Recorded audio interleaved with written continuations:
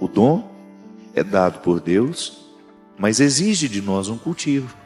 Não é assim que funciona? O batismo é a mesma coisa. Quando nós concedemos o dom da vida nova a uma criança, através do sacramento do batismo, significa que tudo aquilo que foi dado gratuitamente, não fizemos nada para receber, não vem dos nossos méritos, mas da nossa escolha. Os nossos pais e padrinhos escolhem por nós e nós recebemos aquele dom que o sacramento infunde em nós. Mas depois, à medida em que a gente vai se tornando consciente, nós precisamos fazer o dom se tornar uma realidade. É como você plantar uma árvore. Você tem que olhar o terreno, se ele será favorável, se o clima daquele lugar será favorável ao desenvolvimento de todas as possibilidades que estão dentro daquela semente.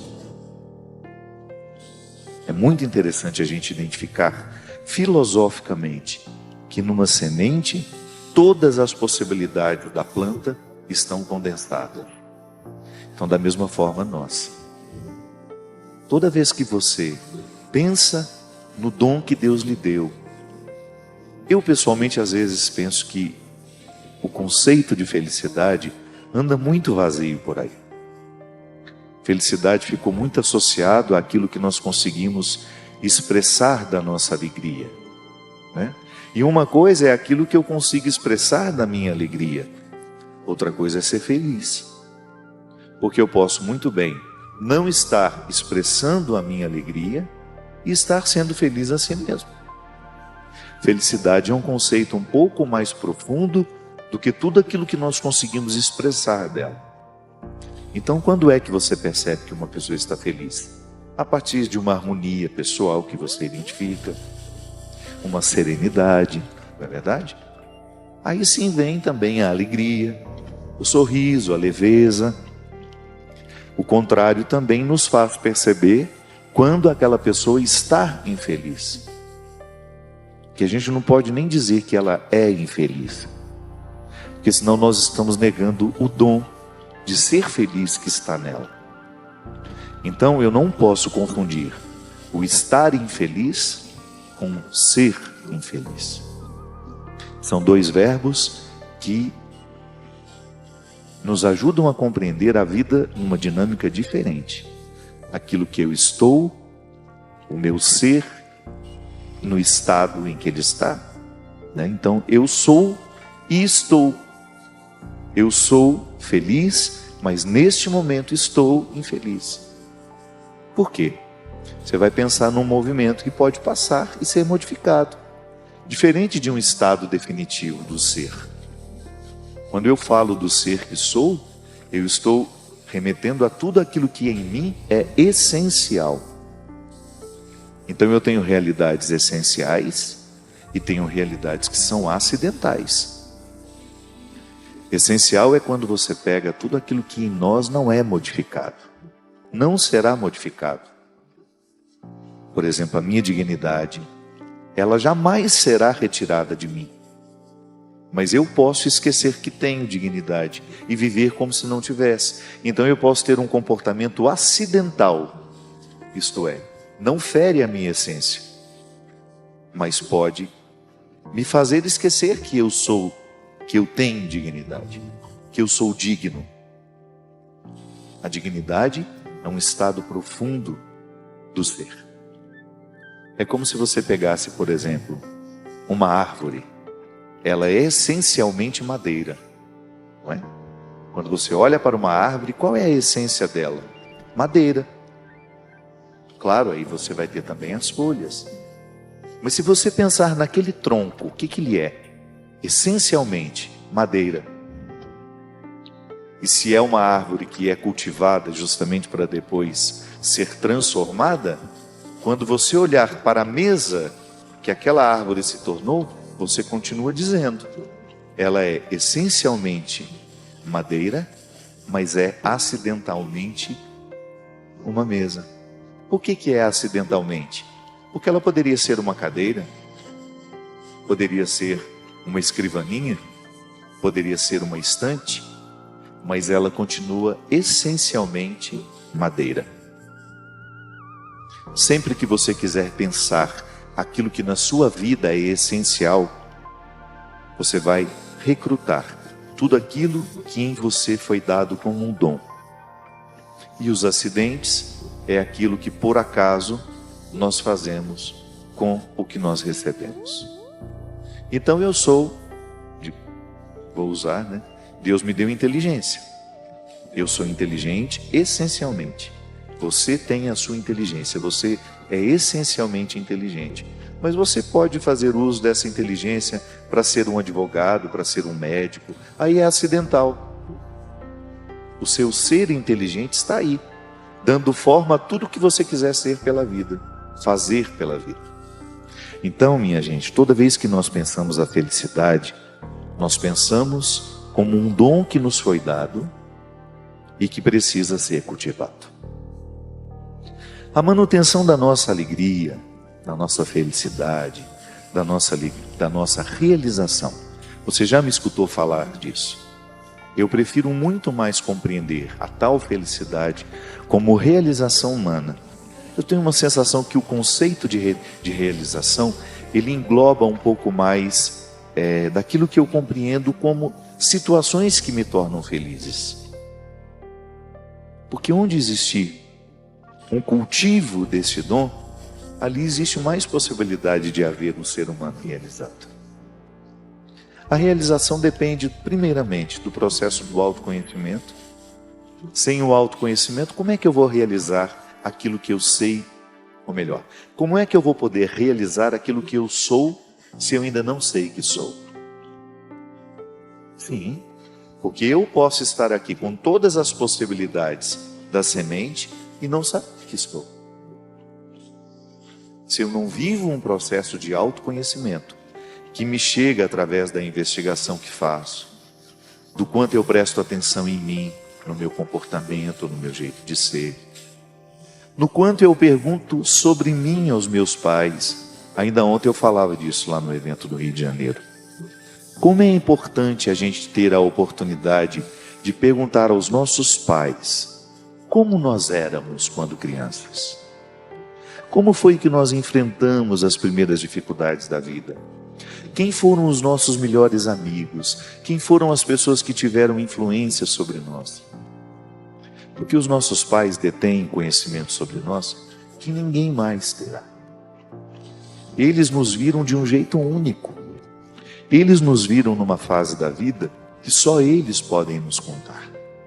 Por isso é tão importante a gente estar com pessoas que nos amaram profundamente nessas primeiras fases da vida, porque geralmente quem nos amou de verdade terá mais facilidade de ser fiel àquilo que nos conta.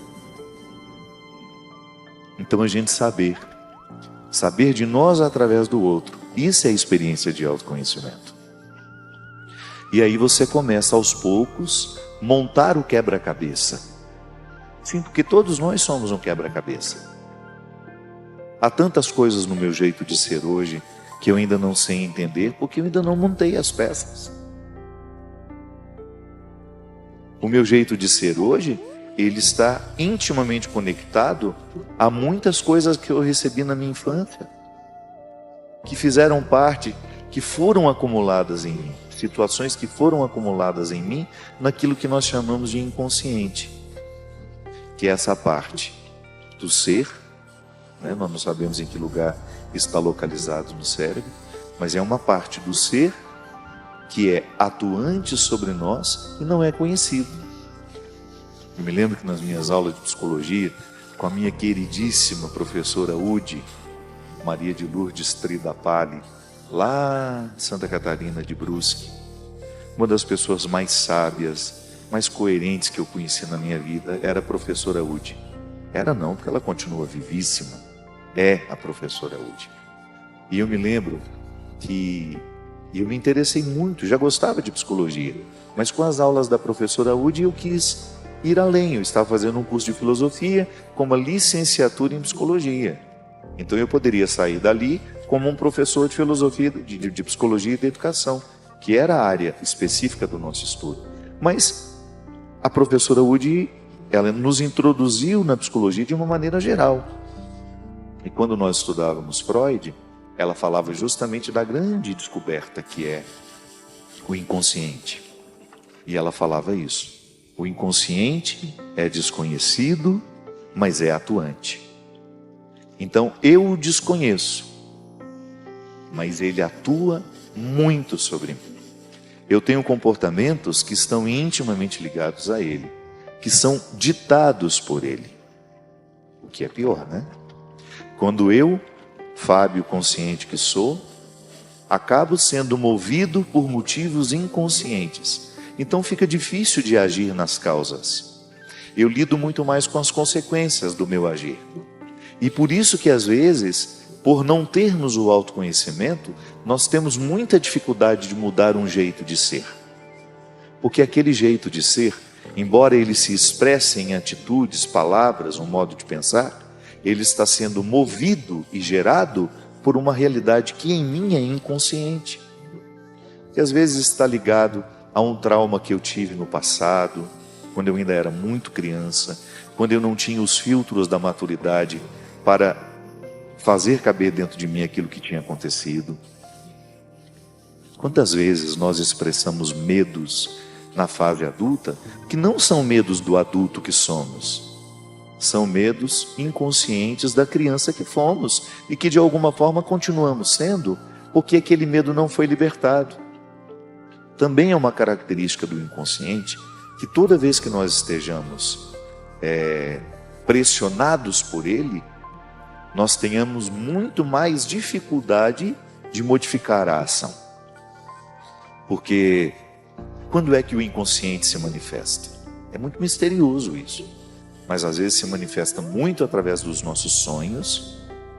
Sonhos é o momento em que você desarma, né, que você perde um pouco o controle de ser quem você é. E aí o consciente manda os recados, porque ele quer ser libertado. De alguma forma, a mente fica oprimida pelos motivos inconscientes. Então, toda vez que eu jogo para fora e consigo trazer à consciência um motivo que até então era desconhecido, porque estava inconsciente, eu consigo me libertar. E é por isso que você já identificou isso em você e também em algumas pessoas com quem você convive, como é libertador quando você começa a entender por que você age desta e desta forma. São os motivos inconscientes que de alguma forma vão sendo acessados através de processos terapêuticos que podem ser formalizados dentro de um consultório, onde você vai falar com um terapeuta, você vai lá de alguma forma tentar acessar esse inconsciente através de técnicas específicas para isso. Uma delas é a conversa consciente, para nos fazer chegar ao lugar dos nossos medos, dos nossos traumas, e ali a gente ter um entendimento. E quando você tem um entendimento, você liberta o inconsciente, ele para de te oprimir. Então, às vezes, o que nos falta para a gente poder ser realizado é libertar o inconsciente de tudo aquilo que está oprimindo. De tudo aquilo que não é difícil, porque é muita coisa, né? Mas à medida em que a gente vai tendo condições, é muito bom a gente viver esse processo. Você não fica escravo de si. Porque quando a gente fala, eu estou sendo escravo dos meus medos, você está sendo escravo dos medos que são inconscientes. Porque os medos que se tornam conscientes, você começa a administrar. A própria razão lhe ajuda a falar, por que você tem medo disso? Não faz sentido. A razão ajuda a resolver com essa pergunta. Aí você desmascara o medo. Mas quando você não sabe o porquê que tem medo, quando aquilo é uma força que você não tem controle, dá um trabalho. Por exemplo, quando eu vivi a síndrome do pânico, e de vez em quando tenho, algumas reações, são medos que, se você for perguntar para mim no momento que eu não estou sob o efeito daquilo, eu jamais. Imagina que eu vou ter medo de entrar dentro de um camarim, que é uma coisa que eu faço há mais de 20 anos. Imagina que eu vou ter medo das pessoas que entrarão dentro do camarim. Não. Racionalmente falando, eu digo aqui para você, não faz sentido. Não acredito que alguém vai entrar para tentar me matar. Nunca me passou pela cabeça isso. Mas quando eu estou sob o efeito do pânico, quando o pânico se manifesta, não adianta eu dizer isso para mim. E foi interessante porque quando eu fui para o psiquiatra, esse último que me atendeu em setembro, ele me disse isso. Pode ser que esse pânico que está se manifestando hoje seja um medo que você viveu na sua infância, ficou guardado lá no inconsciente, você lidou com isso de maneira razoável e de repente agora, por uma fragilidade que você esteja enfrentando, uma fragilidade emocional provocada por motivos diversos, aquilo que estava guardado dentro de você volta com uma força, da mesma forma como aquela barragem de Brumadinho, que nós estamos todos muito indignados. Quando aquela barragem arrebenta, a barragem das emoções represadas, a lama das emoções represadas e doentias que estão guardadas dentro de nós, elas vêm arrancando tudo o que encontram pela frente. E foi justamente isso.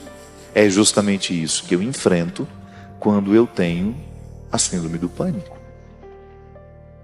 É um sentimento horrível que, por mais que você seja racional e você diga, não faz sentido ter medo de estar chegando nesse lugar, estar dentro da van, me aproximando do lugar onde eu vou cantar, onde eu vou falar com as pessoas.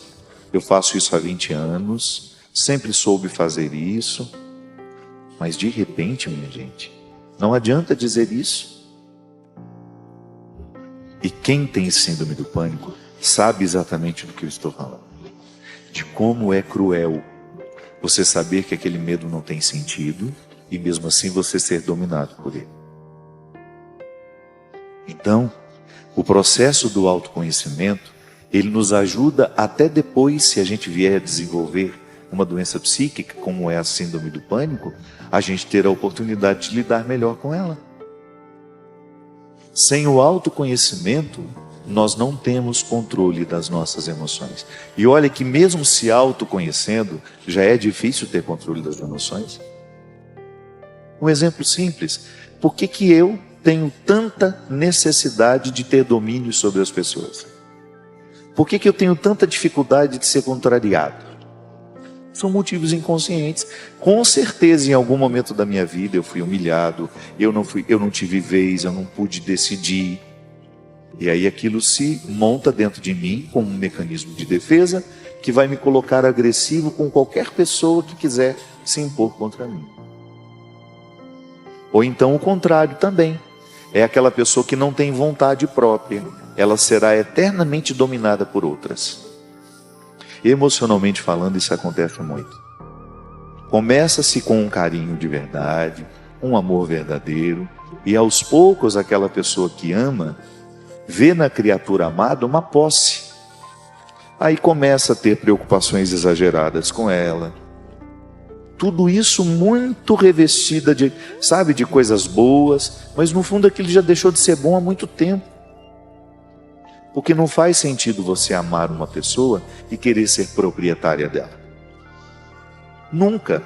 Por mais que você que pôs um filho no mundo, você nunca vai ser proprietário do seu filho. Você pode até ter autoridade com um pouco mais de intensidade sobre ele, até um determinado momento da vida. Mas depois ele vai alcançar a autonomia e você terá que deixá-lo viver. É por isso que às vezes algumas pessoas, ao mínimo sinal de estarem sendo dominadas, elas ficam agressivas. Por quê? Porque já viveram isso no passado e não querem mais. Não acredita no amor como uma posse. Amor não faz do outro uma posse. É o contrário, o amor liberta. Quanto mais eu amo uma pessoa, mais satisfação eu tenho de vê-la livre, de vê-la viver, de vê-la alcançar o melhor de si. Não faz sentido, em nome do amor, eu acorrentar o outro. Eu só permitir que ele faça as coisas quando eu estiver por perto. Isso acontece muito no relacionamento entre marido e mulher. Casamentos que se estabelecem assim, em nome do amor, alguém fica prisioneiro do outro. Deixa de trabalhar porque o marido não gosta. Deixa de fazer isso porque o marido não gosta. Cuidado. Isso pode ser indicativo de que você esteja trilhando um caminho que depois não tem retorno, porque isso gera muita violência no final. Gera violência emocional, psíquica e gera violência física às vezes. Porque o outro, interpretando como uma posse aquele que ele diz amar, vai sentindo o direito, inclusive, de eliminar a vida dele, caso ele venha contrariá-lo. A agressão contra mulheres, que é uma vergonha no nosso país, um número assustador de mulheres são agredidas diariamente pelos seus maridos, pelos seus namorados. Essa semana nós vimos de uma mulher de 52 anos que marcou um encontro com um rapaz e foi agredida por ele durante 4 horas. A mulher está deformada. Essa é a nossa sociedade. Essa é a nossa sociedade. Então, às vezes, as violências são geradas assim, amorosamente. E porque às vezes nos falta o autoconhecimento, nós não estamos aguçando esse dom de sermos felizes, a gente se submete ao outro. E às vezes até com uma ilusão de que o outro tem a obrigação de nos fazer felizes. Não. O outro pode até participar da nossa felicidade. Mas quem tem que fazer esse dever de casa sou eu. Se eu não fizer o meu dever de casa, se eu não for uma boa companhia para mim, se eu não for um bom amigo meu, dificilmente eu serei um bom amigo de alguém, serei boa companhia de alguém. E como é positivo, minha gente. Como faz bem para a gente ter o direito de viver um tempo em solidão. De você descobrir-se companhia para você. De você oferecer-se. Sabe? Que às vezes a gente se oferece tanto para os outros, mas ouse oferecer-se a você. O autoconhecimento passa por isso. Pela oportunidade que nós temos de observar o nosso jeito de viver e de ser. Porque é a partir dessa observância que a gente vai tomando contato com aquilo que nós somos e, sobretudo, com aquilo que nós podemos fazer do que somos, transformando-nos diariamente na melhor versão que podemos alcançar de nós.